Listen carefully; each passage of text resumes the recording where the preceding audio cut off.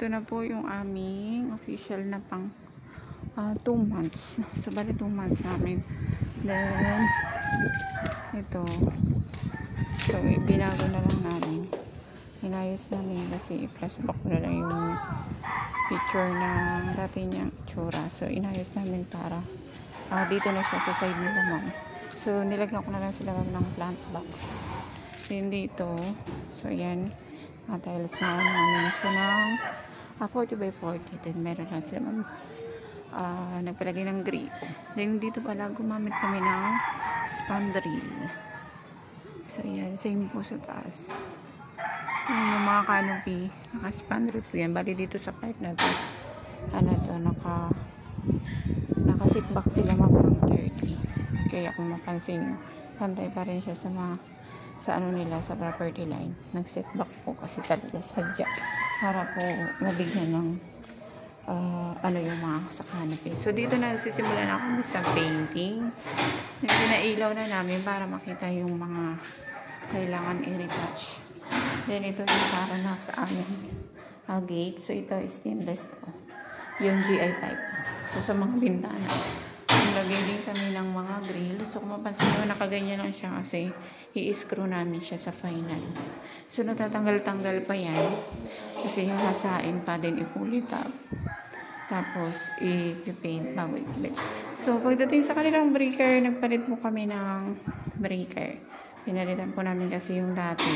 Yan lang po yan, yung 3. Then, nag-add kami ng 3 ulit. Then, syempre, pinalitan namin yung panel board. Then, ito yung mga ilaw nila mo. Tapos, dito, ongoing nung pag-i-install ng aluminum cabinet. So, nandito sa CR. So, yan, kinabit na namin. Nandito po yung ibang mga gamit na paggagamitan. Then, ng slab na para sa lavatory. Kasi yung napili nila, ma'am, na lavatory. Mga batong sa slab. Then, yung nakita yung kuryente na yan para yan sa salamin. Kasi may salamin sila, ma'am, yung may ilaw-ilaw. Then, dito, based sa design nila, ma'am, na half-in light siya. So, then, naglagay siya ng cavities para po sa patungan ng mga sabon, shampoo, sa ano. So, pagdating sa loob, hindi ko na siya pinantay dito sa, sa bigat na. So, pinalagay ko na lang siya ng buo. Then, nagpalagay sila, ma'am, ng partition. And ito yung kanilang shower area. So, dito mayroon kami dito ni ma'am. So, kailangan ko siyang baguhin kasi yung layout na to is para sa single.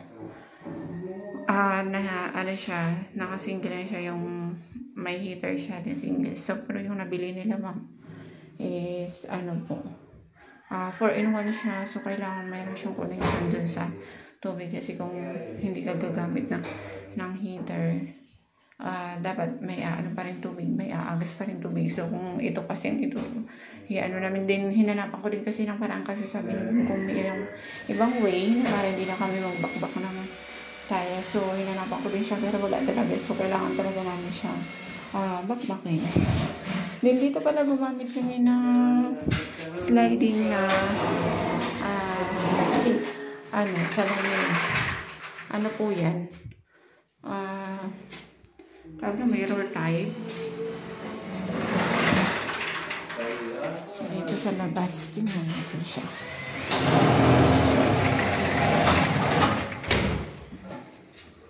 So, ayan po, ang kanyang itsura sa labas. Then, dito, may sila, ma'am, na pailaw, paakyat sa hagdan. Then, ito na yung kanilang ilaw sa taas ng hagdanan. Dito, nakapag na rin kami. So, yan na lang yung dito cornisa, then yung mga retouching. Ito talaga sadya, wala pa.